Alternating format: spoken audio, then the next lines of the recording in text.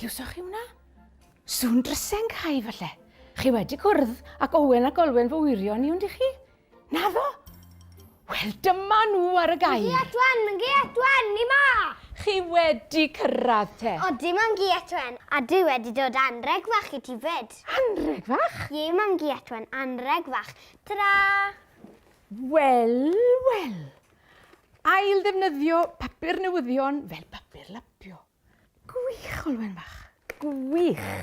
Defnyddio trysorau o'r bin ailgylchu ac arbed coed y byd ar yr un pryd. Wel, dim cweit, mam Edwen.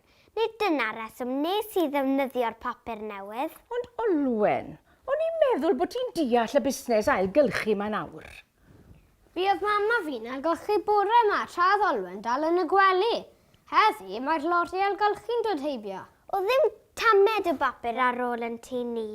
Felly, prynais i bapur newydd mwyn lapio'r anreg. Ond Olwen, nid ailgylchu yw hwnna? Boes bach mae eisiau mynedd weithiau. Dyna nar, mam Edwen, agor yr anreg. Fi ddim wedi gwastaffu dim ohono fe cofia. Fi wedi ddefnyddio fe i gyd. Y 48 tudalen. Edrych ar yr holl bapur ma, Olwen.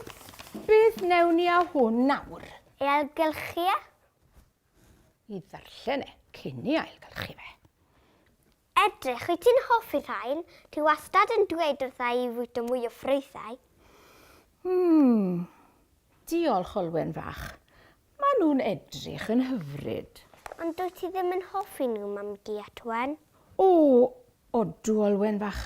Dwi'n dwlu ar fwy'r dion. Ond mae rhai sy'n tyfu yn y cloddiau o gwmpas Edwen yn fwy blasus byth. Maen nhw'n tyfu yn naturiol ac am ddim.